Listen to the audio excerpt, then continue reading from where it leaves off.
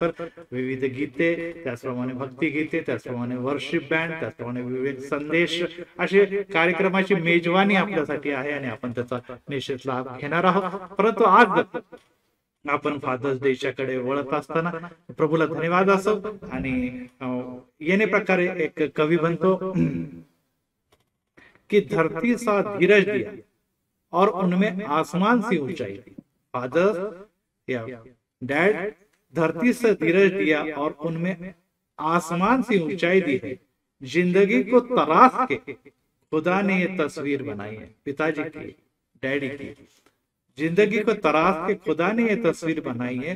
हर दुख को पिता का, हर दुख बच्चों का खुद पे वो लेते पिता.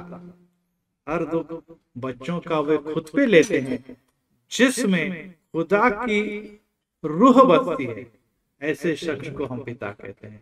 जिसमें खुदा की रूह बसती है, उसे हम पिता कहते हैं. यस, पिता समान आज सर्व व्यक्ती आहेत जे आमच्या बरोबर आज जॉईन झालेले आहेत. आणि खरोखर आज आम्हाला अतिशय आनंद आहे. सर्वांना खूप खूप खूप शुभेच्छा.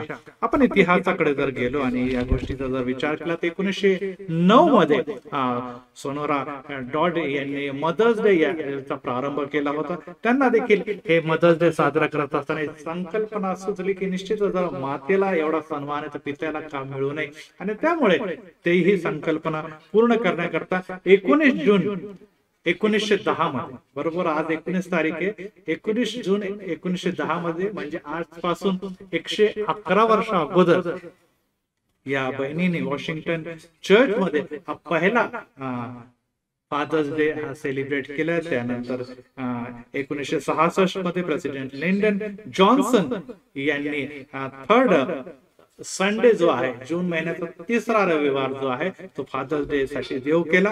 आणि त्यानंतर प्रेसिडेंट निक्सन 1972 मध्ये फादर्स डे या दिवशी नॅशनल हॉलिडे देखील जाहीर केलेला. अशा प्रकारे अमेरिकेची ही जी चळवळ आज संपूर्ण जगामध्ये प्रसारित झालेली आहे. आणि या चळवळीच्या द्वारे आज आम्हाला पित्याला सन्मान देण्याची एक मोठी संधी देखील लाभली आणि आपण त्याचा निश्चितच लाभ घेणार आहोत.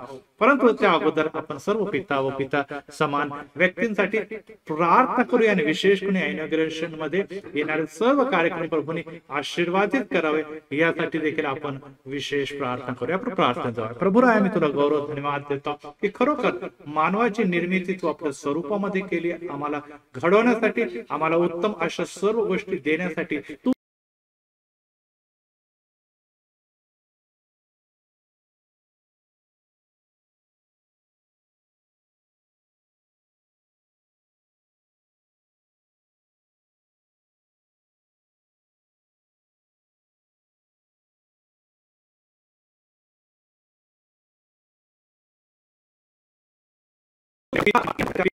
अशा प्रकारचे फादर आणि मदर देऊन आम्हाला सन्मानित केला. विशेष करून पिता जो या घरासाठी आपलं सर्व जीवन वाहून घेतो, त्याचं नाव चालवण्याकरता ही संतती आणि पिढ्यानपिढ्या निरंतर वावरत राहतात, त्या पित्यासाठी आज फादर्स डे आम्ही साजरा करतो. आम्ही जाणतो पित्या की खरोखर मागील दिवस या सर्व पित्यांसाठी, हे सर्व फादरसाठी फार कठीण असे दिवस होते, जेव्हा कोरोनाचा सर्वत्र उद्रेक होता. आणि अशा समय घराचं संगोपन करणं, घराला परत एक बार दृढ लागणं, भीती आणि दडपणापासून दूर ठेवणं आणि या दिवसामध्ये जे संघर्ष पिता व पिता समान सर्व पुरुष वर्गाला करत आहे, त्या प्रत्येकाला आशीर्वाद दे, त्यांना बळ दे, त्यांना शक्ती दे, त्यांना अनुग्रह पुरव. यासाठी की पित्या त्यांच्याद्वारे घराला योग्य प्रकारचं मार्गदर्शन आणि विशेष करून जे पिता आहेत ते आपल्या स्वर्गीय पित्याच्या वचनात आणि प्रार्थनेत आणि आज्ञेत राहण्याच्या द्वारे घराला एक वेगळ्या प्रकारची आत्मिक शिस्त देखील लाभल अशी कृपा आणि दया कर. त्यांना तू आरोग्य दे, त्यांना आनंद दे, त्यांना हर्ष दे, जे काही हाती घेते ते स्थिती जाव अशी कृपा आणि दया कर. आणि असे अनेक पित्र देव, असे अनेक फादर्स डे देऊन दाखवून त्यांना पित्या प्रभू येशूच्या नावामध्ये विपुल सन्मानित कर. त्यांना सदोदित हर्षित ठेव, आनंदित ठेव आणि पित्या त्यांना आम्हासाठी स्वर्गापासून मिळालेला आशीर्वाद देण्यासाठी हो पित्या एक सोर्स म्हणून एक निश्चितच आम्हासाठी एक व्यक्ती म्हणून तू जगामध्ये विदित करा अशी आम्ही प्रार्थना करतो. परत एक बार येशू राजा आम्ही धन्यवाद देतो की आज सन्मान्य भालेरावच्या द्वारे जे काही कार्यक्रम आम्हासाठी साजरा केले जाते ट्रुथफुल लिव्हिंग गॉडच्या वतीने ते संपूर्ण कार्यक्रम तो आशीर्वादित कर. प्रभू येशू ख्रिस्त आमचा तारणारा पवित्र आणि गोड नावाने मागतो म्हणून तू ऐक. आमेन. खरोखर आज आनंदाचा हर्षाचा दिवस आहे कारण की पिता व पिता समान व्यक्तीसाठी आज आपण इथे एकत्र झालेलो आहोत. आणि आपण अनेकदा असं म्हणतो की खरोखर मादर्स डे हे खूप जिव्हाळ्याचा असा प्रसन्न आहे कारण की आई प्रेमाची वास्तव्य मूर्ती आहे आणि आईबद्दल भरभरून लिहिलं जातं. आई बरोबर आईचे सर्व कौतुक आणि गुणगान आपण गात असतो. परंतु अनेकदा आई पण देणारा बाप जो आहे त्याच्याकडे आम्ही अनेकदा दुर्लक्ष करतो. तो घरामध्ये कडक शिस्तवाला डिसिप्लिन लावणारा आणि आम्हाला दंड देणारा आम्हाला आमच्यावर राग करणारा या सर्व प्रकारच्या गोष्टी देऊन अनेकदा आपण त्याच्याकडे दुर्लक्ष करतो. परंतु आईच्या प्रेम आणि तिच्या अश्रू जगाला सर्वांना दिसतात. परंतु पिताचं हृदय हे कोणाला कळालं आहे. खरोखर पित्याचं हृदय प्राप्त होणं म्हणजे पिता पण प्राप्त होणे तर आशीर्वादित आहे परंतु पिता पण निभावणं हे खूप कठीण आहे आणि ही मोठी जबाबदारी. घराच्या प्रमुखाचा सन्मान करणं हे देखील अत्यधिक गरजेचं आहे. आणि त्यासाठी आज आपण पितृदिन साजरा करत असताना प्रारंभी आपण एक गीताच्या द्वारे आज आपण एक गीत ऐकणार आहोत आणि गॉस्पल सिंगर प्रीती निर्मळ यावेळेस एक गीत सादर करणार आहे आणि त्यानंतर आपण फादर्स डेच्या संदर्भात आपले विशेष सर्मनकडे किंवा स्पीच कडे जाणार आहोत. आपण ऐकूया एक गीत आणि ते देखील स्वर्गीय पित्याच्या गौरवासाठी आणि हे प्रार्थना गीत असं होय.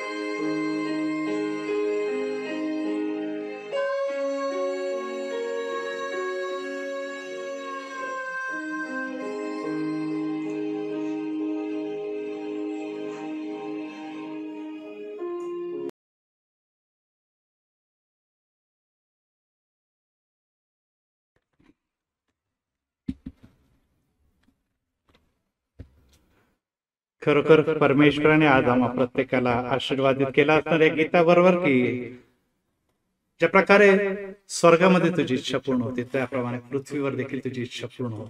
खरोखर आज स्वर्गामधून स्वर्गीय पित्याचं नियंत्रण अखिल जगावर आहे, परंतु आमच्या घरामध्ये आपल्या पित्याचं नियंत्रण आहे, परंतु पित्याच्या वर जर त्या जिवंत परमेश्वराचं नियंत्रण आहे तर मला सांगू द्या की तुमचं आणि माझं घर जे पित्या फादर आहे त्याच्याद्वारे आणि फादरचा पिता जो आहे जो स्वर्गीय पिता आहे त्याच्याद्वारे विपुल आशीर्वाद मिळाल्याशिवाय घेतल्याशिवाय राहणार नाही. आणि आज फादर्स डेच्या निमित्ताने काही मुद्द्यांकडे आपण विशेष लक्ष लावणार आहोत की पित्याला पितापण देणारे मुलं पित्याला खरोखर पित्याचा दर्जा आणि पित्याचा सन्मान आणि पित्याचं कौतुक आणि पित्याचे आदर्श गिरवताना दिसतात का, आणि याबद्दल आज आपण देखील विशेष विचार करणार आहोत.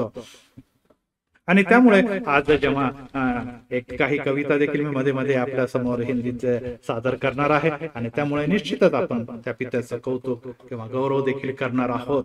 ख्यालों में भी मेरा ही ख्याल रखते डैडी, पिताजी, फादर ख्यालों में भी मेरा ही ख्याल रखते हैं, मेरे हर दर्द का अपनी बाहों से इलाज करते हैं. खरोज भी एक उन्हें कई रात जगा जाती है, खरोज भी एक उन्हें कई रात जगा जाती है. पापा भी न दिल अपने पास और धड़कने मेरे ओठों की मुस्कान मेरा. पापा भी न दिल तो अपने पास रखते हैं परंतु धड़कने मेरे ओठों के मुस्कान पे रखते हैं.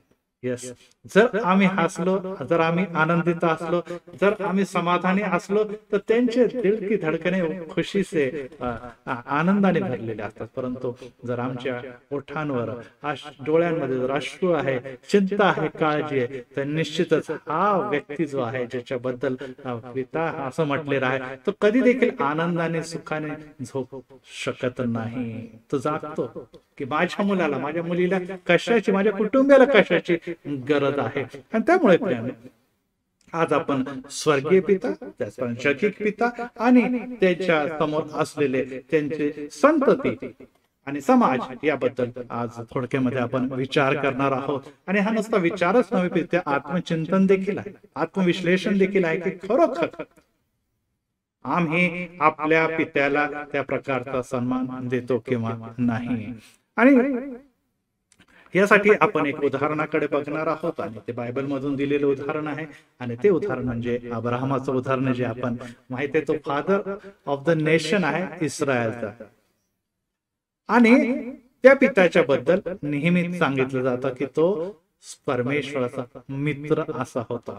आणि या मित्राला जेव्हा वयाच्या 100व्या वर्षी जेव्हा संतती होते आणि त्याचं नाव तो इसाक ठेवतो आणि त्याच्या बरोबर इसाक म्हणजे असलेला हास्य तो आनंदी आणि सुखी असतो.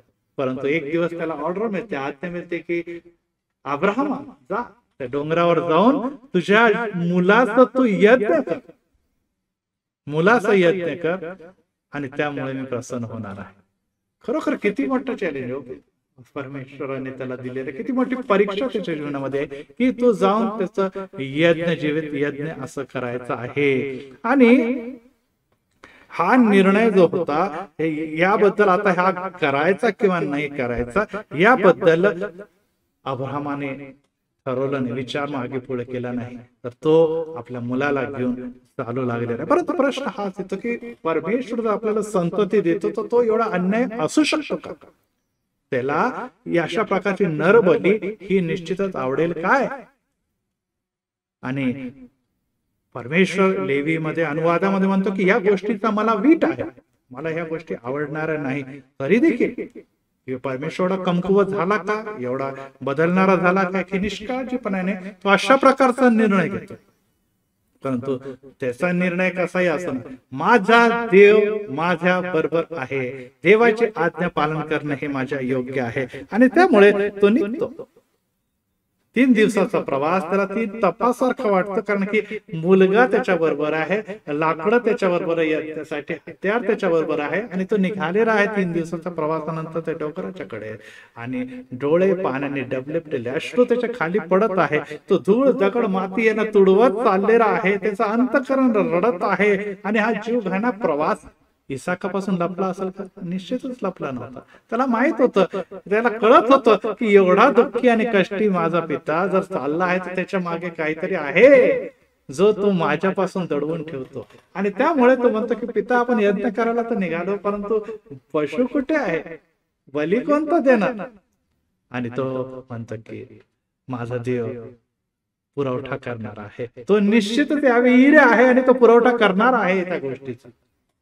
आणि त्यामुळे अब्राहमाची इब्रिकरास पत्रात पौल म्हणतो, अब्राहमाने आपली परीक्षा होत असताय विश्वासाने इसहाकाचे अर्पण केले, करणार होताने केले.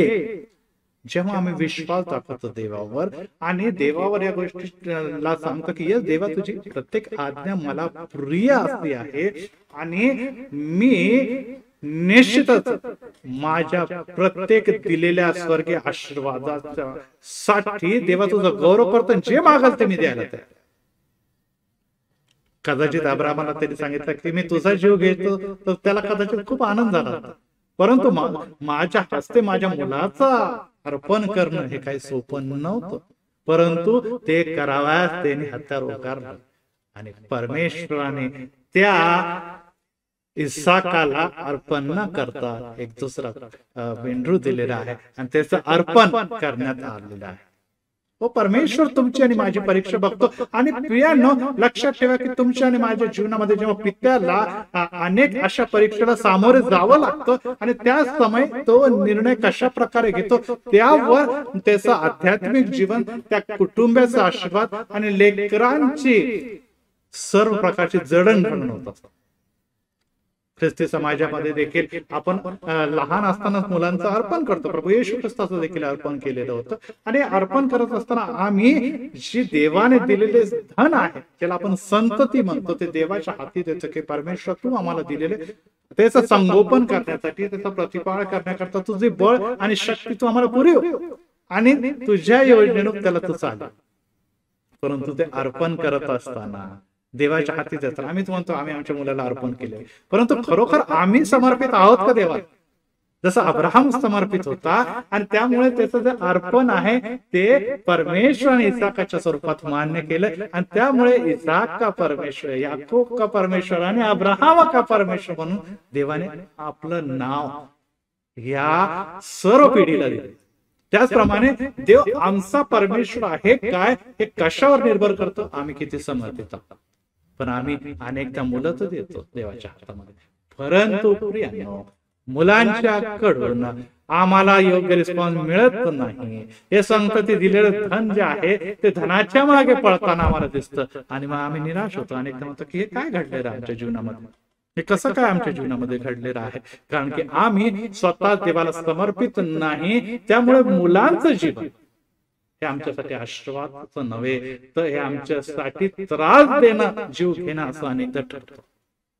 मागील दिवसामध्ये आमच्या पुण्या परिसरामध्ये एक घटना ऐकायला मिळाली की आई आणि वडील फ्लॅट मध्ये राहत होते, आणि त्यांचे 2 मुलं होते, आणि दोन्ही मुलांना त्यांनी अमेरिकेला US ला पाठवलं. उत्तम असं शिक्षण त्यांनी घेतलं, आणि पुढे काय झालं की ते शिक्षण घेतल्यानंतर त्यांचं परत भारतात यायची इच्छा झाली नाही. मग ते तिथेच स्थायिक झाले, तिथे त्यांनी विवाह केला, आणि त्यांच्या मुलाबाळांसहित अमेरिकेत राहिले. आता इथे वृद्ध माता पिता दोघंच राहतात, पैसे त्यांना पाठवते जाते, सगळं काय होतं, परंतु ते दोघंच पुण्या इथे राहत होते. आणि निश्चितच वेळोवेळी त्यांच्याशी फोनवर किंवा लॅपटॉपवर किंवा व्हिडिओ कॉन्फरन्सवर, व्हिडिओ कॉलवर ते बोलत असतात. परंतु हा कोरोनाच्या समयामध्ये अचानक कोरोनाचा उद्रेक वाढला, आणि मागील महिन्यामध्ये जेव्हा कोरोना तिथे वाढला तर त्या मातेला कोरोनाची लागण झाली, आणि त्या कोरोनाच्या लागणमध्ये घरात तिचे पती तिची काळजी घेत होते, म्हणजे ते वडील जे होते ते आपल्या पत्नीची काळजी घेत होते, आणि काळजी घेत असताना ते अधिक वाढलं, आणि तिला श्वास घ्यायला खूप त्रास व्हायला लागला. त्यांनी विविध ठिकाणी फोन केले, परंतु अँब्युलन्स अवेलेबल नाही, जागा अवेलेबल अवेलेबल नाही. मग त्यांनी त्यांच्या मुलांना तिकडे फोन केले, ते मुलं तिथून व्हिडिओ कॉन्फरन्स सगळं काय करत होते, परंतु काही शक्य झालं नाही आणि त्या मातेचं तिथेच मृत्यू झालेली आहे. मृत्यूच्या नंतर देखील त्या मुलांना इंडियामध्ये येणं शक्य झालं नाही. तो वृद्ध पिता ज्याला ऑलरेडी कोरोनाची आता लागण झालेली, तो आपल्या पत्नीची कशा प्रकारे अंत्यक्रिया करणार हा देखील फार मोठा प्रश्न निर्माण झाला. काहीतरी लोकांनी गोळा करून त्याची अंत्यक्रिया केली, तर मुलं येऊ शकले नाही आणि पुढे त्या पित्याला देखील त्याची लागण झाली आणि त्याला हॉस्पिटलमध्ये ऍडमिट केलं आणि मुलांची वाट बघता बघता ह्या पित्याने देखील जग सोडलं. मला सांगू द्या की आपलं संपूर्ण धन, आपलं संपूर्ण पैसे आणि सर्व इन्व्हेस्टमेंट जी आहे ती मुलाच्या शिक्षणासाठी, मुलांना घडवण्यासाठी आणि त्यांना उच्च जागी पोहोचून उच्च पदावर कार्यरत ठेवण्यासाठी त्यांनी त्याची सगळी तरतूद केली आणि आपलं कर्तव्य पूर्ण केलं.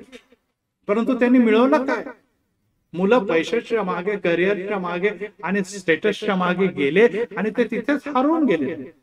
आणि पिता इथे वाट बघण्यामध्ये आणि वाट बघता बघता कोरोनाच्या या सावटीमध्ये सापडला आणि तो आणि त्याची पत्नी दोघं देखील दगावले. हो प्रियांनो, कारण की जे आपण पेरतो तेच उगवतो.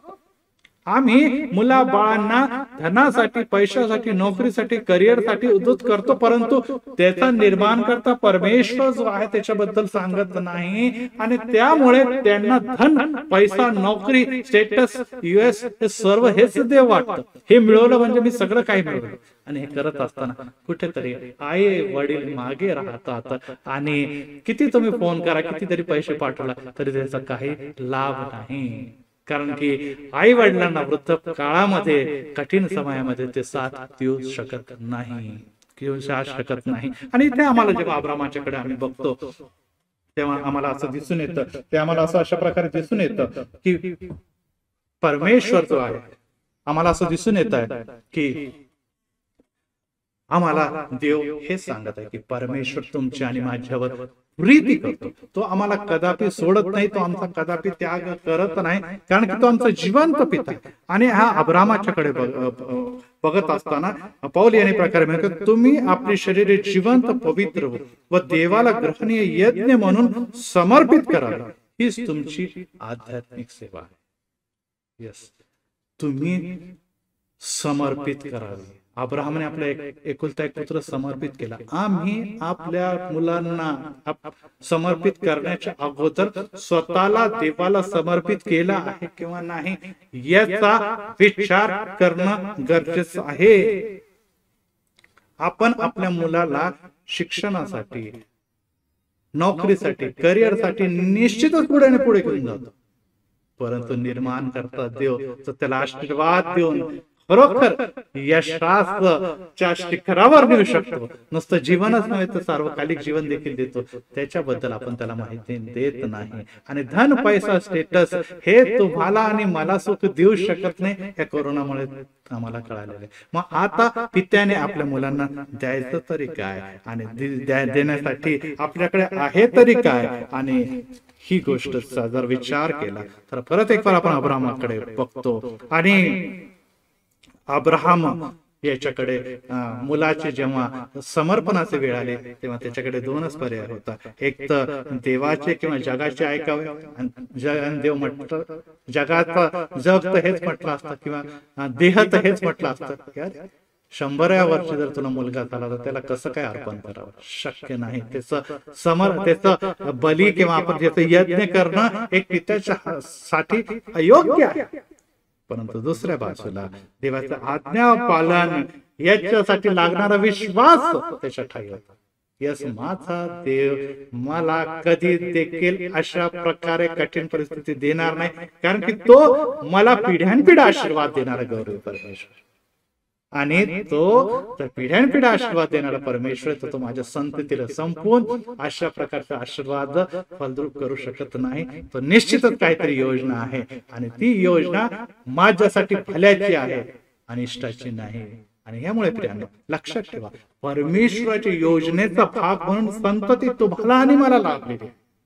त्यामुळे परमेश्वराची इच्छा माझ्यासाठी काय आहे हे जाणून घेण्यासाठी सर्वप्रथम पित्याने त्या जीवित परमेश्वराकडे समर्पण करणं हे गरजेचं आहे. जेव्हा माझे जीवनामध्ये जे संकल्प मला कळतात तेव्हा ते संकल्प आणि योजना मी माझ्या मुलांच्या जीवनामध्ये बघू शकतो. परंतु आज मी त्या निर्माण करता परमेश्वराला, ज्यांनी मला पिता केलेला आहे, ज्यांनी मला माता केलेलं आहे, त्याच्याबद्दल मी जाणतच नाही. मला कशासाठी निर्मित केलं हेच मला कळत नाही. तर मी मुलांना तर घडवतो, मी मुलांवर वेगवेगळ्या प्रकारचे संस्कार देखील करतो, मी मुलांचं पालन पोषण पण करतो, परंतु देवाची इच्छा आणि योजना अनेकदा यापासून दूर राहते. आणि त्यामुळे प्रियांनो, हे देखील जाणून घेणं हे महत्वाचं आहे की आम्ही देवासाठी काय करत आहोत.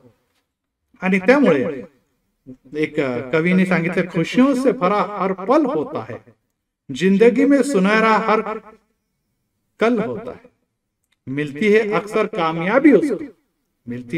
कामयाबी उसको जिनके सिर पर पिता का हाथ होता है.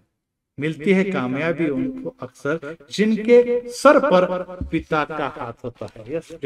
आज प्रत्येक लहान थोर, गरीब अमीर श्रीमंत, या प्रत्येक व्यक्तीच्या जीवनामध्ये त्याचा पिता आहे आणि त्याचा हात किंवा त्याचे आशीर्वादाचे हात त्याच्या डोक्यावर असतात, कारण की तो तुमची आणि माझी काळजी घेणारा असा पिता आहे. परंतु जेव्हा आम्ही संकटात असतो, समस्येत असतो, पिता हे आपल्या जीवनातल्या सर्व गरजा किंवा आपल्या सर्व काही जे काही त्याच्याकडे आहे सोर्सेस, त्याचा उपयोग करून तो आम्हाला सुखी ठेवण्याचा प्रयत्न. बायबलमध्ये एक आणखीन उदाहरण आहे, याईराची कन्या. एक पिता जो आहे तो यहुदी सभास्थानामध्ये पुढारी आणि अधिकारी आहे, आणि त्याची मुलगी जी 12 वर्षाची आहे, ती एकुलती एक मुलगी, आणि ती आजारी पडलेली आहे. बघा, आजारी पडलेली आहे, आणि पुष्कळ पैसा पुष्कळ धन त्यांनी खर्च केला असता, वेगवेगळ्या वैद्यांच्याकडे नेला असेल, परंतु ती काही बरी झाली नाही. आणि मग अशा समय आपण काय करतो, सगळे पर्याय संपल्यानंतर आपण देवाच्याकडे जातो, आणि त्याला कळालं की प्रभू येशू ख्रिस्ताला तर सामर्थ्य आहे की तो शब्दाने, स्पर्शाने आरोग्य देतो, रोग घालवतो. निश्चितच आता मी त्याच्याकडे जाणार आहे. जरी त्या सभास्थानाच्या यहुदी लोकांच्या येशू हा विरोधक म्हणून ओळखला जातो, तरी देखील परिस्थिती त्याला त्या देवाच्याकडे घेऊन गेली. आणि संतती हे परमेश्वराने दिलेलं धन आहे, आणि त्या धनाची जोपासना करत असताना देवाची इच्छा काय आहे हे त्याला कळत नव्हतं. जर ही मुलगी गेली तर पिताचं जो पद आहे किंवा पिताचा जो सन्मान आहे तो देखील माझ्या जीवनातून जाणार, कारण की ती एकुलती एक आहे. आज मी पिता आहे, पण तो उद्या मी पिता राहणार नाही. आणि त्यामुळे तो सर्व आपलं पद, आपले सर्व प्रकारचे सहबाजूला असलेले विचार आणि विचारसरणीचा त्याग करून येशू जवळ जातो, रडतो, गुडघ्यावर पडतो की देवा, गुरुजी या, माझी मुलगी मरणावर टेकलेली आहे, कृपया येऊन तिला आरोग्य द्या. परंतु त्याला निरोप येतात की मुलगी दगावलेली आहे. घरी लवकर या, आणि घरी सर्व तयारी झालेली आहे, अंत्यसंस्कारची तयारी झालेली आहे, आणि येशू तिथे जातो आणि सर्वजण शोक करताना दिसतात. आज अनेक पिता, अनेक माता आपल्या लेकरांसाठी शोक करत आहेत.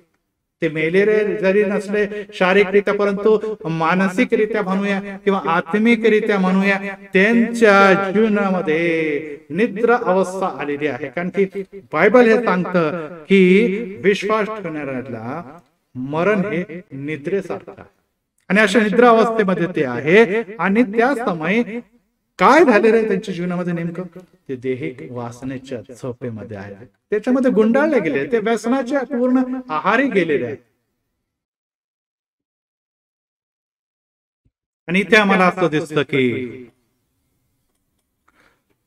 अनेक पित्याच्या संततीचे आहेत ते ह्या दिवसामध्ये देहिक वासनेमध्ये बांधले गेलेले, व्यसनामध्ये जखडले गेलेले आहे. पैसा, नोकरी हेच त्यांच्यासाठी देव झाले. व्यभिचार यामधून त्यांना बाहेर निघता येत नाही. भ्रष्टता, अनैतिकता त्यांच्या जीवनाचा अभिक अंग जास्त झालेला आहे. ते मोकाट सुटलेले आहे. आणि अशा अवस्थेमध्ये ज्या प्रकारे सभास्थानाचा अधिकारी येशूच्या जवळ येतो, गुडघ्यावर येतो आणि म्हणतो की प्रभू माझ्या कन्येला वाचवा. हो, आज आम्हाला देखील आपल्या या पुत्र व कन्यांना या सर्व परिस्थितीतून बाहेर निघण्यासाठी त्या देवाच्या चरणी जायचं आहे. कारण की जर त्यांचा बचाव झाला नाही तर मला सांगू दे, पिता असून देखील पित्याचा सन्मान तुम्हाला मिळणार नाही, तर आम्हाला निश्चितच पिता म्हणून दुःख, क्लेश आणि यातनालाच समोर जावं लागलं नाही. आणि आज तुम्हाला आणि मला खरो पिता पण गाजवायचंय. आणि जे संस्कार तुमच्या आणि माझ्यामध्ये झालेले, जे आशीर्वाद तुम्हाला आणि मला तर स्वर्गीय देवापासून मिळालेले, जे उत्तम अशा गोष्टी आणि समाधान देणाऱ्या गोष्टी, जे उत्तम अशा सर्व आशीर्वाद तुमच्या आणि माझ्या जीवनामध्ये आहे, ते तुमच्या पुत्र वा तुमच्या कन्यांच्या जीवनामध्ये जर असायला हवे, तर तुम्हाला आणि मला त्यांना त्या देवाकडे नेणं गरजेचं आहे. आणि त्यामुळे या सर्व गोष्टीकडे जाणं आणि त्या देवाकडे मागणं देखील महत्वाचं आहे. कारण की उधळ्या पुत्राप्रमाणे, एक आणखीन उदाहरण, उधळ्या पुत्राप्रमाणे अनेक मुलं जे आहे या दिवसामध्ये जेव्हा वयाने मोठे होतात, ते स्वतंत्र विचारसरणी त्यांच्यामध्ये येते आणि त्यांना वाटतं की आम्हाला फार जास्त समजतं. मुलांसाठी मी परत एक आता ह्या गोष्टीकडे येत आहे की त्यांना वाटतं की आता आम्हाला खूप समजतं, आता आम्ही ज्ञानी आहोत, आमची विचारसरणी आता स्वतंत्र आहे, आम्ही निर्णय घेण्याची आमची क्षमता आहे. आणि त्यामुळे मग ह्या तरुण लेकरांमध्ये अनेकदा बंडखोरी, आज्ञाभंग, चुकीचे निर्णय आणि या सर्व गोष्टी दिसून येतात. आणि या सर्व गोष्टी या तरुणाच्या जीवनामध्ये आल्या. स्टेट विकून, मालमत्ता विकून, आपली नैतिकता, धार्मिकता आणि सर्व आशीर्वाद हे उधळून पित्याला दुःख देऊन घर सोडून निघून जातो. आपल्या मित्रांच्या समवेत आणि सर्व वाईट स्त्रियांच्या नादी तो लागून त्यांना असं वाटतं की आता माझं मिळालेलं स्वातंत्र्य मी भोगणार आणि मी एन्जॉय करणार. परंतु त्याला कधीच कळालं नाही की तो पापा, दारिद्र्य आणि सर्व शापाच्या गुलामीमध्ये अडकला. तरुणांनो, ही गोष्ट लक्षात ठेवा. आई वडिलांना दुःख देऊन आम्ही धन संपत्ती, पैसा किती जरी कमवला किंवा आम्ही अनैतिक गोष्टी करून, भ्रष्ट गोष्टी करून आम्ही जर काही समय जरी दुःख, आनंद सेलिब्रेट केला, परंतु येणाऱ्या दिवसामध्ये ते तुम्हाला आणि मला शापाच्या, पापाच्या आणि त्या सर्व प्रकारच्या कठीण अशा बंधनामध्ये जकडणारे, त्यापासून सुटका ही अतिशय कठीण होऊन बसणार आहे. आणि त्यामुळे तो स्वतःला हारून बसतो. परंतु आपल्याला असं दिसतं की जेव्हा त्याच्या जीवनामध्ये तो जेव्हा जिवंत होता, तेव्हा पित्याने जी प्रीती केलेली आहे त्या प्रीतीची आठवण त्याला येते. आणि तो परत एक जेव्हा पित्याची आठवण करतो तर त्याला कळतं की माझा पिता माझ्यावर प्रीती करत होता, परंतु धन, पैसा, वासना आणि भ्रष्टाचाराच्या या सर्व चष्म्यामुळे मी त्याला विसरलेलो आहे. परंतु निश्चित माझा पिता माझी आठवण करत असणार, कारण की माझा पिता त्या जिवंत परमेश्वरावर भिस्त ठेवणारा असा पिता, तो वळालेला आहे. तो शुद्धीवर येऊन म्हणतो की बाबा, मी स्वर्गाविरुद्ध तुमच्या विरुद्ध पाप केलेले आहे. अगोदर तो म्हणतो देवाच्या विरुद्धात आणि मग म्हणतो मी पित्याच्या विरुद्ध पाप केले. यस, आज हे लक्षात ठेवा, जर आम्ही आपल्या माता आणि पिताला दुखवतो तर आम्ही त्या स्वर्गीय देवाला देखील दुखवतो, ज्यांनी आम्हा जगामध्ये पाठवलेला आहे एक पुत्र व कन्या म्हणून जगिक पित्याच्याकडे. आणि त्यामुळे त्या पित्याची योजना या जगिक पित्याच्या द्वारे तुम्ही आणि मी आहोत. आणि जर आपण जगिक पित्याला दुखवतो तर निश्चितच स्वर्गीय पित्या देखील आनंदित कधीच राहू शकत नाही. आणि त्यामुळे प्रियांनो, आज जर आपण आपल्या मुलांना, आज जर तुम्ही आपल्या पित्याला, आपल्या मातेला दुखवलेला असेल तर लाजू नका, चुका कबूल करा, कमीपणा घ्या, नम्रपणा घ्या आणि पश्चातापी व्हा. कोणते एक्सक्यूज देऊ नका, सबबी सांगू नका. कारण की वचन हे सांगतं की जर आपण आपली पापे पत्री घेतली तर तो विश्वसनीय आणि न्याय आहे, तो तुमच्या सर्व अधर्म आणि पापांची क्षमा करेल आणि तो आपल्याला सर्व अनितीपासून शुद्ध करेल. केव्हा? जेव्हा आपण आपले पाप पत्री घेणार. आज आमचे पिता आणि माता आम्हाला दिसतात, आणि जर आपले माता आणि पिता ज्यांनी आम्हाला लहानाचं मोठं केलेलं आहे त्यांच्या आज्ञा आपण पाळू शकत नाही, त्यांना आम्ही प्रसन्न व आनंदी समाधानी ठेवू शकत नाही, तर न दिसणारा पिता कसं काय समाधी आनंदित ठेवणार? आणि जर असं आहे मला सांगू द्या की आशीर्वाद तुम्हापासून खूप दूर आहे. कदाचित आज आपण काहीतरी पद, कदाचित पैसा, कधी धन कमवला असेल, परंतु ते दुःखी आणि माता आणि पिता आणि त्यांच्यामुळे दुःखी परमेश्वराच्या कडून तुम्हाला निश्चितच जे सर्व गरजा आहे, जे कठीण समयामध्ये तुम्हाला साथ देणारे सर्व आशीर्वाद ते कधी देखील लाभणार नाही. आणि त्यामुळे आपल्याला ही गोष्ट जाणून घ्यायला महत्वाचं आहे. आणि त्यामुळे प्रिय एक गोष्ट लक्षात ठेवा, इतके पण माता आणि पित्यापासून दूर जाऊ नका की आम्हाला परत येता येणार. इतके पण आपल्याला माता आणि पित्यापासून दूर जायचं नाही की आम्हाला परत फिरून येता येणार नाही. आणि वेळ कमी आहे. आज आमचे माता पिता आहे, उद्या नसणार. आणि त्यानंतर जर आम्हाला पश्चातापी हृदय मिळालं, पश्चातापी अंतःकरण मिळालं आणि आम्ही परत येऊन आपल्या माता पित्याची सेवाचे विचार जर करू लागलो तर खूप उशीर होणार आहे, खूप उशीर होणार आहे. त्यामुळे आताच जेव्हा आपण जीविताच्या भूमीवर तेव्हाच आपल्या माता पित्याची काळजी घ्या. कारण की आज अनेकांनी आपल्या माता पिता गमावले आणि आज त्यांची ते आठवण करत आहे. आणि शायर याने प्रकारे म्हणतो की तन्हाई में जब बीते लम्हों की याद आती, क्या कहे जिस्म में जान चली जाती, जिस्म से जान चली जाती. यूं तो पापा बहुत दूर चले गए हमसे, यूं तो पापा बहुत दूर चले गए हमसे, पर आंखें बंद करे तो सूरत उनकी आज भी हमें नजर आती. लेकिन आंखें बंद करो तो सूरत आज भी हमको उनकी नजर आती. परंतु प्रियांनो, ती सूरत कशी आहे, तो चेहरा कसा आहे, समाधानी, आनंदी. माझ्या मुलाने, माझ्या मुलीने माझी खूप सेवा केली. माझ्या मुलं आणि मुली माझ्या आज्ञेत चालत होते. ते मला सर्व काही उत्तम गोष्टी देत होते आणि माझे संस्कार त्यांच्या जीवनामध्ये, माझी शिस्त त्यांच्या जीवनामध्ये दिसतं. आणि हे जर दिसत आहे तर उसकी सूरत जो है वो आनंदी नजर आती. परंतु जर नाही तर मला सांगू द्या प्रियांनो, आपण खूप मोठ्या गोष्टीला मुकले राहू. कदाचित ते आयसीयू मध्ये असते, कदाचित ते हॉस्पिटल मध्ये असते, कदाचित ते परत आम्हाला घरी येऊ शकणार नाही. या अगोदरच आता आम्हाला संधी आहे, कारण की समय फार कठीण आहे. आणि या कठीण समयामध्ये आम्हाला एकच करायचं आहे की लवकरात लवकर परत फिरायचं आहे, परत फिरायचं आहे. आणि त्या देवाकडे प्रार्थना करायची, पित्या मी चुकला, माझ्या जगी पित्या मी तुला न आवडणाऱ्या गोष्टी केलेल्या आहेत, मला तो क्षमा कर, मला तू या गोष्टीपासून क्षमा कर. आणि मी परत एक बार तुझ्याकडे येऊ इच्छितो. आणि काय दिसतं, उधळ्या पुत्राच्या पित्याने त्याला क्षमा केलेली आहे. तो दारिद्र्य अवस्थामध्ये, तो भिकाऱ्यासारखे फाटलेले वस्त्र घेऊन जेव्हा परत आलेला आहे, तो जातो. त्याच्या घाणेरडे कपडे आणि त्याच्या घाणेरड्या कृतीबद्दल तो निश्चितच त्याला जाब विचारत नाही, त्याला दोष लावत नाही, तर त्याच्या गळ्यात पडतो, त्याचे चुंबन घेतो, कारण की तो त्याच्यावर प्रीती करतो. तुम्ही आम्ही कसे जरी असलो तरी मुलगा आणि मुलगी याच्यावर पिता माता सदैव प्रीती करतात. परंतु खऱ्या मन आणि खऱ्या अंतःकरणाने आम्हाला परत येणं गरजेचं आहे. आणि त्यामुळे आज पितृदिनाच्या दिवशी आमची काय ड्युटीज आहे, आमचे काय कर्तव्य आहे. नुसतं पुष्प देणं, नुसतं काहीतरी बक्षीस देणं एवढं पुरेसं नाही प्रियांनो. तर आम्हाला काय करायचं, पहिली गोष्ट की प्रेम. पित्या आमच्या प्रेमाचा भोकेला आहे, पिता आमचा प्रेमाचा भोकेला आहे. आणि हे प्रेम हे मानवीय गुणधर्म आहे, हे काही शिकवावं लागत नाही. जसं पिता आणि माताने आम्हाला प्रेम केलं तसं आमच्या मनामध्ये देखील त्यांच्याबरोबर प्रेम आहे. आणि त्याला जाहीर करण्याचा हा सर्वात उत्तम समय आहे की पित्या मी तुझ्यावर प्रेम करतो, माता मी तुझ्यावर प्रेम करतो. आणि मला विश्वास आहे की माझ्या जीवनाच्या द्वारे तू आनंदित हर्षित आहे. त्यांच्या डोळ्यामध्ये बघा, त्याचं हृदय काय सांगतं ते तुम्हाला कळेल.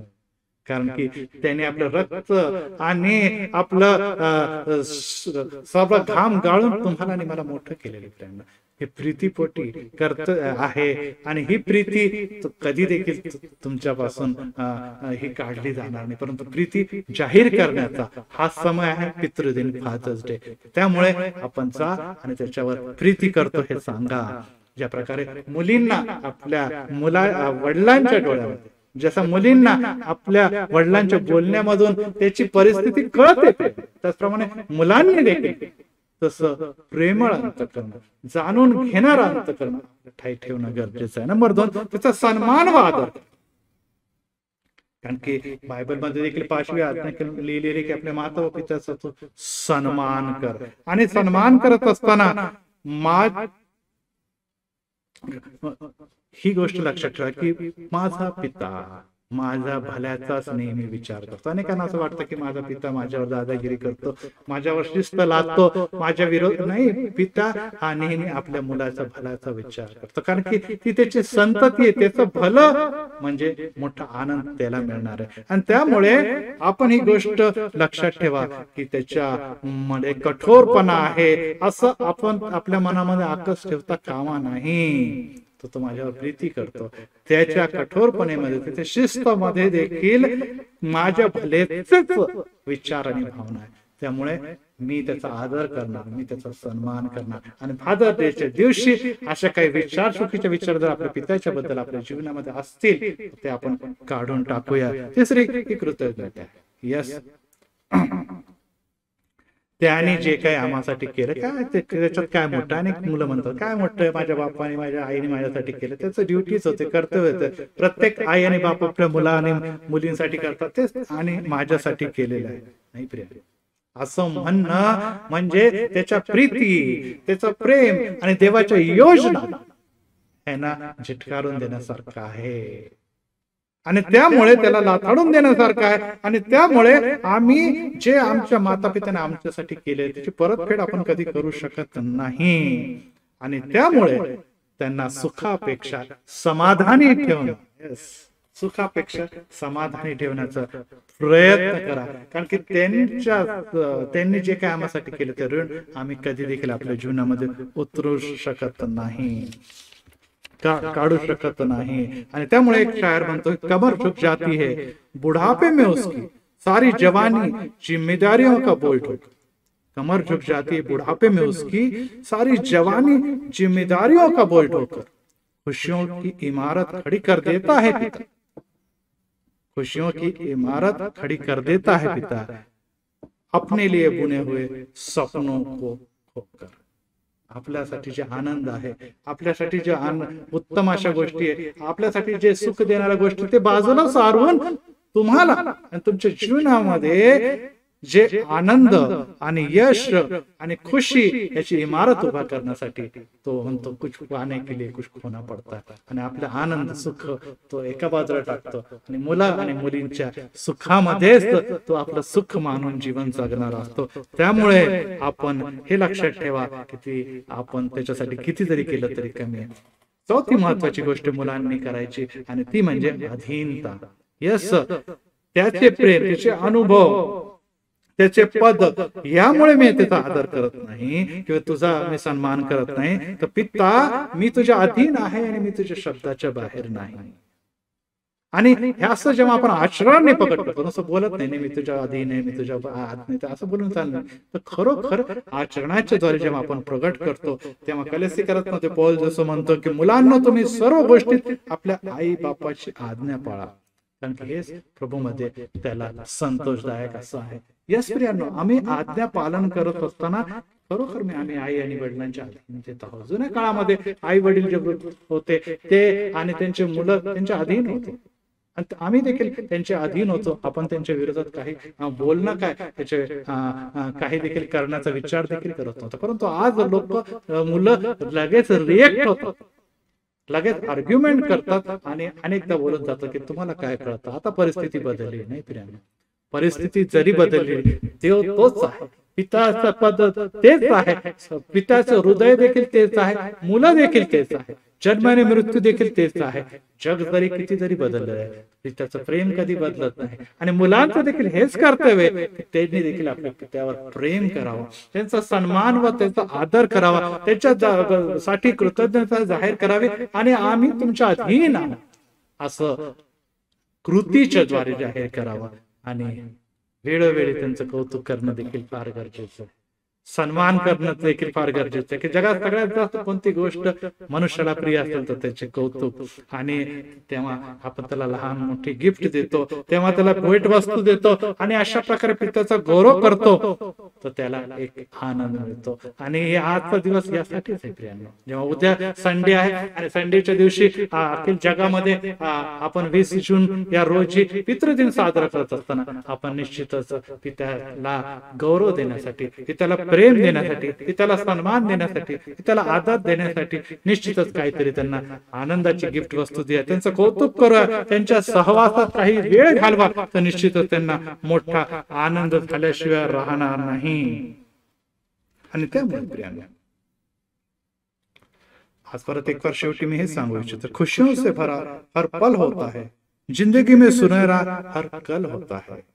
मिलती है अक्सर कामयाबी उनको, मिलती है अक्सर कामयाबी उनको जिनके सर पर पिता का हात होता है, जिनके सर पर पिता का हात होता है. आज खरोखर प्रियांनो, आज आमच्या जगामध्ये राहत असताना पिताचा, आईचा आशीर्वादित हात तुमच्या आणि माझ्या मस्तकावर, आणि हे आई आणि वडील परमेश्वराच्या भयात आणि त्याच्या योजनेचा भाग असल्या कारणाने परमेश्वराचा हात देखील, आशीर्वादित उजवा हात देखील तुमच्या आणि माझ्या मस्तकावर आहे. तुमच्या सर्व गरजा, सर्व मागण्या माता पिताच नव्हे तर माता पिताचा देव परमेश्वर देखील पूर्ण करावयास तयार आहे. परंतु ते घेण्यासाठी, ते मिळवण्यासाठी, त्या गोष्टी आत्मसात करण्यासाठी आम्हाला आई आणि वडिलांचा आदर करणं हे गरजेचं आहे. आणि हे करत असताना आमची प्रीती आपण जाहीर करणार आहोत. पितृ दिनाच्या दिवशी आपल्या पित्याला आपण हॅपी फादर्स डे नव्हे तर निश्चितच आपल्या आचरणाच्या द्वारे आपण त्याचं कौतुक करूया. जर आपण चुकलो आहोत तर त्याच्याकडे क्षमा मागूया. आपण कुठेतरी हरवलो आहोत तर वडिलांच्या जवळ येऊया, कारण की धन संपत्ती, पैसा हे क्षणिक आहे प्रियांनो. आरोग्य हे देखील क्षणिक आहे. आई वडील देखील काही दिवसापूर्वीच मर्यादित आहे. आणि या दिवसामध्ये जेव्हा आयुष्याची कोणती देखील लिमिट किंवा पैसा आणि धनाच्या द्वारे आरोग्य मिळवण्याची कोणती देखील शाश्वती राहिली नाही, अशा समय आमच्या आई आणि वडील आमच्या हृदयाच्या जवळ असले, आमच्या घराच्या जवळ असले, आमच्या आनंदाच्या खुशीच्या क्षणामध्ये आमच्या समेत असले, तर त्यापेक्षा मोठं समाधान देणार इतर कोणती बाब नाही. तर आज आम्ही आमच्या दिसणाऱ्या आई वडिलांना खुशी, आनंदाने समाधान देऊ शकत नाही प्रियांनो. ते आमच्यासाठी रडतात किंवा आमच्यासाठी कष्टी आहे किंवा आमच्यासाठी ते पीडित आहे. मला सांगू द्या की न दिसणारा पिता तुमच्या आणि माझ्याबद्दल कसा समाधानी, आनंदित आणि खुशी राहणार आहे. आणि त्यासाठी प्रियांनो, आज परत एक पिता व पिता समान प्रत्येक पुरुषाला हॅपी फादर्स डे. प्रभू आपला सर्वांना विपुल आशीर्वाद देव आणि असे अनेक फादर्स डे तुम्हाला दाखव. पितांना तुमची मुलं, तुमचे लेकर आणि मुलांची मुले तुमच्या दृष्टीस पडो आणि स्वर्गाचे सर्व आशीर्वाद तुम्हास लाभो आणि जे सर्व इच्छा आणि मनीषा प्रभू येशूच्या नावामध्ये पूर्ण होणं. आणि अशा प्रकारे परमेश्वर त्याच्या स्वर्गीय हाताचे आशीर्वाद तुम्हाला देव. प्रार्थना करूया. प्रभू राया, मी तुला गौरव धन्यवाद देतो की आजच्या सुदिनी, आजच्या विशेष दिनी जेव्हा मी फादर्स डे साजरा करतो, पितृ दिन साजरा करतो, तेव्हा तुझा उजवा हात, तुझा पवित्र हात परत एक बार पिता व पिता समान सर्व पुरुषांसाठी तू उभारलेला आहे. खरोखर पवित्र पिता, मातेला महत्व आहे आणि मातेच्या बरोबर चालणारा पिता जो आहे, जो घराचं नेतृत्व करतो, त्याला देखील तू विपुल आशीर्वाद दिलेला आहे. कारण की पिता, त्याला पिता पण दिलं, त्याबरोबर त्याला जबाबदारी देखील दिलेली आहे. त्याला पत्नीची आणि लेकरांचं संगोपन आणि त्यांना पुढे घेण्याची जबाबदारी तू दिलेली आहे आणि त्याचा हिशोब देखील तू एक दिवस घेतला आहे. परंतु आज जर आमच्या पिता समान पित्यांच्या जीवनामध्ये येशू नाही, त्याचे आज्ञा पालन नाही, त्याची योजना आणि संकल्प नाही, तर निश्चित त्यांच्या मुलांच्या जीवनामध्ये कठीण समय असा येणार आहे किंवा आलेला आहे. पवित्र पिता, ते भरकटलेले, दूर गेलेले सर्वप्रथम पिता आणि पिता समान सर्व पुरुषांनी या गोष्टीला जाणून घ्यावा की माझा परमेश्वर याने आपला एकुलता एक पुत्र दिला, यामुळे की मला जीवन आणि युगानुगाचं जीवन मिळावं. कारण की माझा पिता माझ्यावर इतकं प्रेम करतो की आपल्या पुत्राला देखील त्याने राखून न ठेवता जगासाठी अर्पण केलं. मी आपल्या देवाला काय अर्पण करतो? खरोखर मी आपलं धन संपत्ती आणि सर्व गोष्टी आपल्या मुलाला घडवण्यासाठी आणि धन संपत्ती देव आहे याच्याच मागे त्याला आशेचे संस्कार पेरले नाही. आणि जर पेरले आहे तर परत एक आम्हाला क्षमा कर पित्या.